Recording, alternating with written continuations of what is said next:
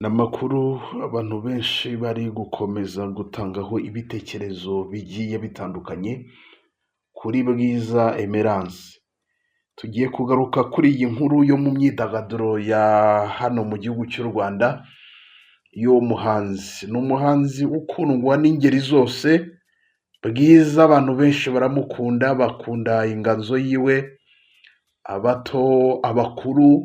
Ni umuhanzikazi w'umuhanga. Ariko ntekereza ko gusa Bwiza hari imyaka 5 amaze mu muziki hano mu gihugu cy'u Rwanda yamamaye. Ntabwo aramara imyaka 5. Ibaye myinshi yaba nk'ine gutyo. Abantu bamumenye nyine ashayininze, byanga byakunda nta myaka myinshi amaze muri iyi myidagaduro ya hano mu gihugu cy'u Rwanda. Ariko bimwe mu bintu yakoze ejo bundi ku itariki ya 27 ukwezi kwa gatandatu 2026, benshi bari kuvuga bati rwose ugerageje gukomeza kwitwara gutya ntabwo nta hantu waba uri kwerekeza, kandi no guteza imbere umuziki nyarwanda kuwugeza ibwotamasimbi ukaba internationali, bati rwose nta hantu byaza kuza kuba byagera iby'imiziki yawe.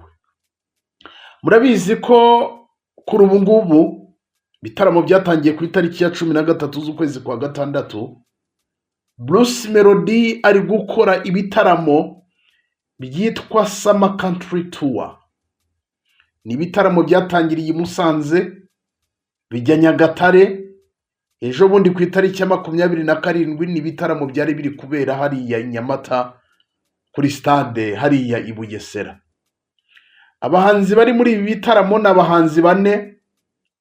Ubwo abo 4 baza basanga abo basanga muri utwo turere bagiye gukoreramo ibitaramo, kubera ko hari ukuntu usanga mu mujyi runaka cyangwa se mu karere runaka hari abahanzi bakizamuka bakabahereza amahirwe bakerekana impano zabo. N'abahanzi 4, hari Bruce Melody, hari The Ben, hari Bwiza ndetse na Kitoko. Mu busanzwe umuhanzi ubanza kuri stage ni Bwiza, hagakurikiraho Kitoko, hagakurikiraho The Ben, usoza ni Bruce Melody nka nyiri bitaramo. Ejo bundi ku itariki ya 27 Bwiza murabizi ko aturuka mu Bugesera. Iwabo ni Bugesera, ubanza ari mu Karumuna gutyo ntihakomoka. Ubwo ibi bitaramo byari biri kuba, Bwiza ni wari bubanze kuri stage bwa mbere, kubera ko ngo ari iwabo yari yateguye ibintu birenze. Kubera ko no ku mbuga nkoranyambaga Bwiza yaraje aravuga ngo ibi bintu ndi kubona ku mbuga nkoranyambaga ngo Ben ngo na Melody bari kwidoga ngo ninjye wa mbere ngo ndwiki, aravuga ati ngewe nzabakubita, kubera ko ni iwacu. Bari bateguye ibirenze we n'umujyanama we na team imufasha, bari bateguye ibintu birenze, bakoresheje amabanderore, bakoresheje ibitambaro. Abafana be noneho muri Bugesera bari bakubise buzuye bavuga ngo umukobwa wacu mu karere kacu tugomba kumufana uko byagenda kose. Ngira ngo mwabonye ibitambaro n'amabanderore bari bateguye, ninkubwira ngo bari bateguye uze kuza kwa wabyumva. Bwiza yari yavuze ngo ndakora amateka. Hari amakuru muri kubona ku mbuga nkoranyambaga, ndetse murabizi ko ku itariki 27 Bwiza byarangiye ataririmbye.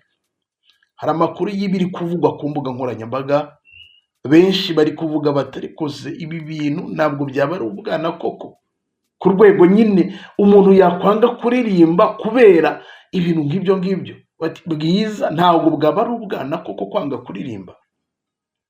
Ikindi bakazana ukutumvikana, nyine kubwira umuhanzi mugenzi wawe ikibazo cyawe mufatanije ibitaramo, nyamaze hakaba ukutumvikana, kandi mwagakwiriye gushyira hamwe mukazamura idarapo ry'u Rwanda.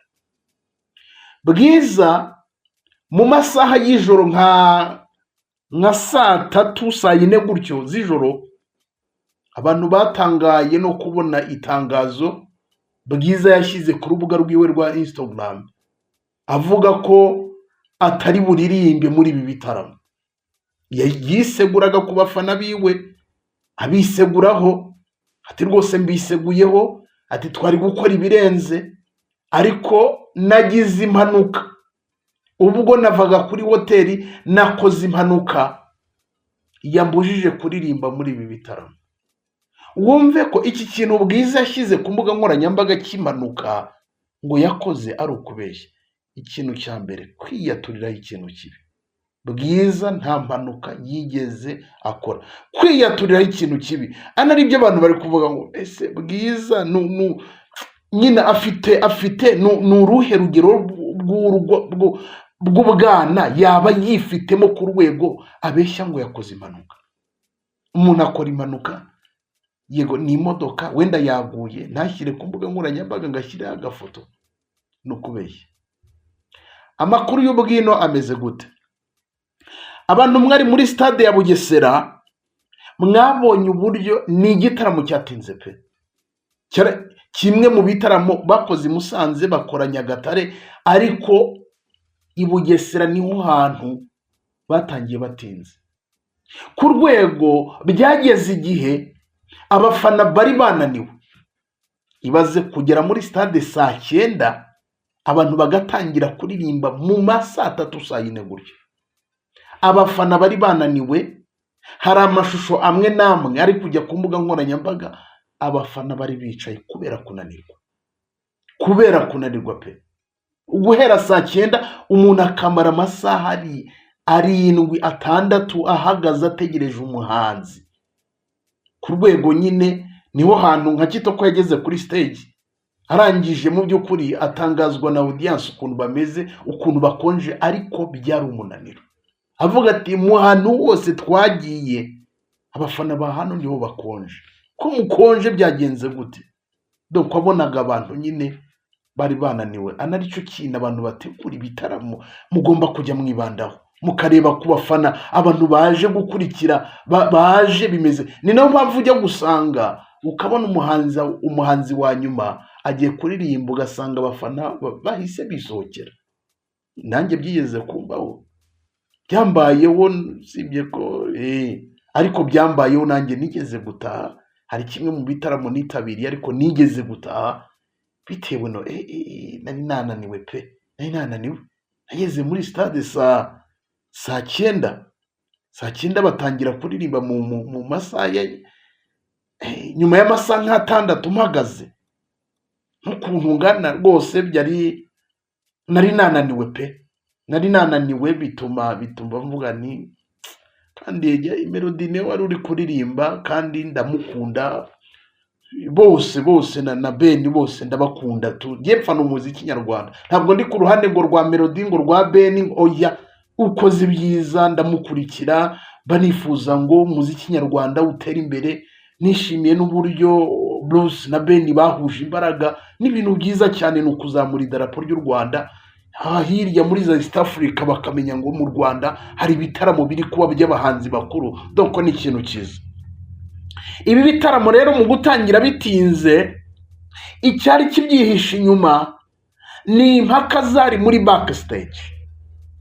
Bwiza ya propose uwo bita Kitoko n'abategura iki gitaramo, n'abari bashinzwe ubwo nabita ngo ngukira, abari bashinzwe ibitaramo, ama protocole n'ibiki, bashinzwe stage, abahanzi bari kujya kuri stage.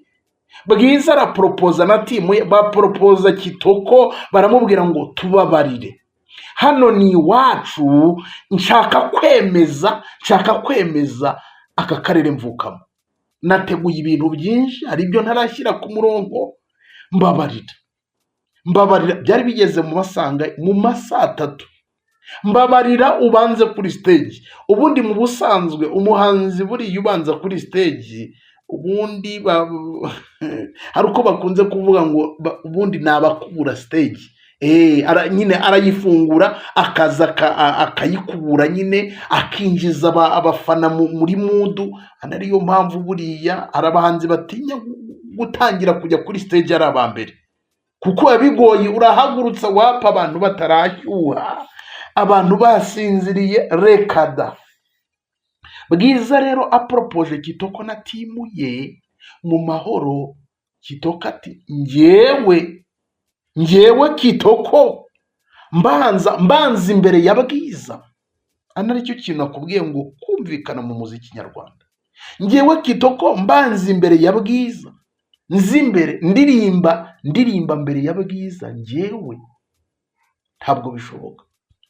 Bwiza ati hari ibintu nateguye rwose, hari ibintu nateguye ntabwo birarangira, ariko nyine ikintu buriya Bwiza nyine yirindaga ni ukujya kuri stage bwa mbere ari iwabo, nyine ubwo yumvaga agomba kujya kuri stage nyine hari umuhanzi wagezeho bwa mbere nyine yashurije stage. Bwiza ati rwose mbabarira, ati mbabarira banza kuri stage, Kitoko tuzabaza. Ubwo Murigende yarirebaga akabona imyaka amaze mu muziki, kavuga tuzabaze njyewe ntabwo byakunda. Bigera igihe barahendahenda, biravugwa ko byageze ubwo timu ya Bwiza ifata amafaranga 400,000, baravuga bati Kitoko tubabarire, dushaka kwerekana umuhanzi wacu mu karere avukamo, afite abafana benshi bamwiteguye, tubabarire ubanze kuri stage. Baramubwira ngo turakongera 400,000 ariko ubanze kuri stage. Kitoko tuzabaze ntabwo byakunda ko nkubanziriza, ntabwo byakunda. Bwiza nta kindi yakoze, ubwo yegereye nyine, ubwo urumva hariho nabo ngabo bategura ibyo bitaramo, bashinzwe kuorganiza abantu kujya kuri stage, gukurikiranya abantu, bakomiseri b'igitaramo. Urumva nyine na Bruce byanga byakunda byamugeze, kuko igitaramo cyaratinze byo ku rwego nyine rutavugwa. Bigera igihe baranzura, baravuga bati nta kundi kuntu byagenda noneho, niba utabanza kuri stage ngo ubanzirize Kitoko nk'uko bisanzwe, ntushake ureke no kuririmba. Niba utari bubanze kuri stage ntabwo byakunda. Abari kubamubwira nabo bakomiseri nyine bigita, niba utari bubanze kuri stage, niba ubwumvikane bwanze na Kitoko akaba yanze ko atakubanziriza kuri stage, rwose ubyihorere. Ubwo nibwo Bwiza ngo yabonye ibintu bikomeye, arangije ubwo Kitoko yarageze kuri stage ari kuririmba, ubwo niwe nabanje bwa mbere. Sibye ko harimo kutumvikana kw'aba bahanzi pe, kandi bidakwiriye. Si umuntu kuko kumusaba ni bamwongera n'amafaranga atariko ariko mwokagira Imana. Kitoko nuko nguko yabyarangije, ati reka. Nuko nibwo Kitoko ubwo yariho aririmba, ubwo Bwiza kubera ko ibyo byari byamaze gupfa, yahise yandika itangazo rya apologizinga, asaba imbabazi abafana biwe bari bamutegereje, avuga ko yakoze impanuka, azanamo ikintu bita impanuka, s'il vous plaît, kwiyaturiraho ikintu kibi. Avuga ko yakoze impanuka ubwo yaraje kuri venue, ubwo yaraje ahabera igitaramo. Aravuga ati rwose byagendekeye gutya na gutya, ati niyo mpamvu ntigeze nza kuririmba. Nanditse igitekerezo ahantu aya makuru yarari, ndavuga ngo ese Bwiza yakoze impanuka bingana iki, yakomeretse bingana iki, byibura ku buryo ataza kuri venue, ataza mu gitaramo, byibura niba yateguye ibintu by'100%, byibura ngo abe yatanga 50% by'ibyo yateguye, aho kugira ngo abantu baje kumureba, abiwabo baje kumureba nk'akarere ka Bugesera akomokamo, bamubure, nyine n'abafana biwe bamubure, byibura akaza agatanga 50%, niba yanakomeretse bagashyiraho igipfuko, ariko akaza akavuga ati nakoze impanuka ariko nabonye urukundo mu nkunda, ntari bubahemukire, ndaza. Byibura abakunzi bari kugira emotion, n'abakunzi b'umuziki nyarwanda mu by'ukuri bakanatekereza ngo burya babahanzi hari n'abapfira umuziki, hari n'abakwitangira umuziki ariko agashimisha abafana, ariko agatanga nyine ibyo afite, n'abantu bakabona ko byibura yitanze. Icyo gitekerezo naragitanze. Benshi baravuga ngo ibintu uvuze nibyo, kandi koko biratangaje. Urumva ibintu buriya n'ikindi kintu bari kubyumvikana hakiri kare, byibura bakaganiriza Kitoko hakiri kare, habura wenda n'iminsi nk'itatu, cyangwa se bavuye na Nyagatare bakaganira, kubera ko byanga byakunda barabahanzi baravugana, bakaganira bakagira ibyo bamusaba nawe wenda akagira ibyo abasaba, bati wenda bisaba ibi ngibi n'ibi, bakabivuganaho bakabiganiraho bakumva icyo gukora. Ariko hatabaye ikintu cyo kugira gute, cyo guhemukira abafana ku rwego abantu bari kuvuga ngo ntubwana, kubera ko iki kintu ndi kukubwira ngo iyo babiganiraho mbere, buriya iyo ibiganiro biba mbere, Bwiza yari kuza yiteguye ko ari bubanze kuri stage agakora uburyo nyine, ubwo niba hari imbaraga ari bukoreshe akazikuba kugira ngo niba ari ukubanza kuri stage, bimwe bita ngo ni ukubanza gukorera isuku stage, akamenya ngo aje nyine, bagategura ibishoboka byose kugira ngo aze kwemeza abakunzi biwe, cyane ko abantu bagiye bakurikira stage ziwe, ni umwe mu bahanzi b'abahanga. Ibi byo kubanza ngo kuri stage nta kintu bivuze.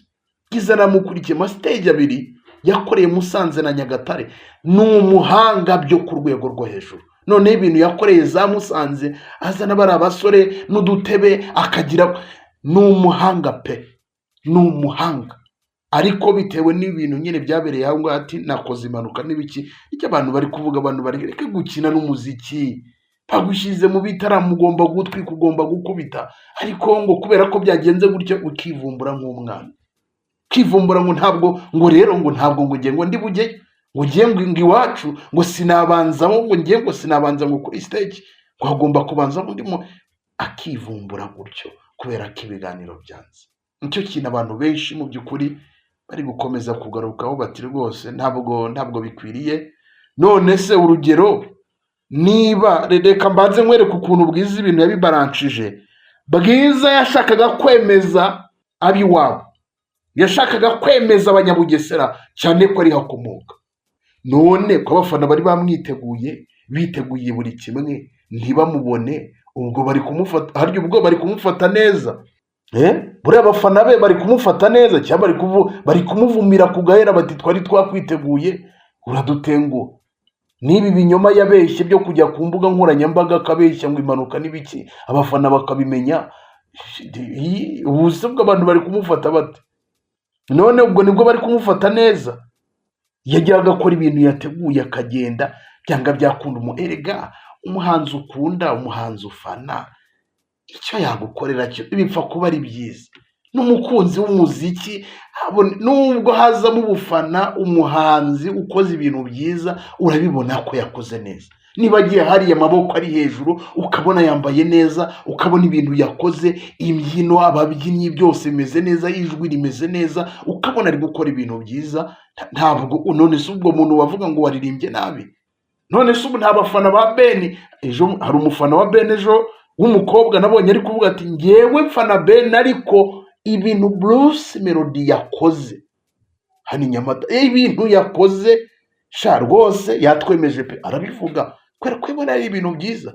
Hari n'abafana ba Bruce babonye uburyo Ben yaririmbye n'ukuntu yaje ari kubyina, yakoze innovation, yakoze ibintu bya creativity, akabyina abantu batabimenyereye, baravuga bati nyamaze Ben yatwitse, ni Ben yabikoze pe, kabaranse ukavuga uti abo bantu bagerageje rwose, ni senkani.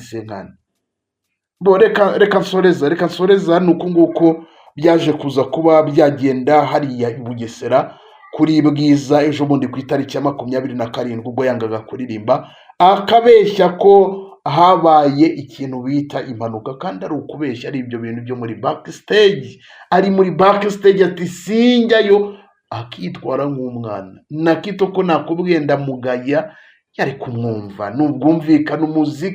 Umuziki nyarwanda, umuziki w'igihugu runaka ntabwo watera imbere hatari mu bwumvikane mw'abantu. Ariko nanone competition nanone abantu bumvikane, ariko habemo ikintu bita nanone nyine competition. Uyu yakoze ibyiza, nanjye ngomba gukora ibyiza, uyu yakoze ibi, yasohoye indirimbo, nanjye ariko se we nanjye reka nkore bana, reka nkore, ndi kubona ari kwirukanka cyane, reka tuzamure tugende. Hakabamo ikintu y'ikihangana, ariko kurwanirana ishyaka, guhangana ariko byiza, kugira ishyari ryiza kuri mugenzi wawe ryiza, yakoze ibyiza, nanjye ngomba gukora ibyiza. Ibyo bintu birakenewe, ubufatanye, kugira ngo umuziki nyarwanda ugire aho ugera. Reka nsoreza, ndabakunda, nitwa Shadu, iyi ni Shadu 250 TV. Niba utarakanda subscribe ubikore, tujye tubana 5 kuri 5.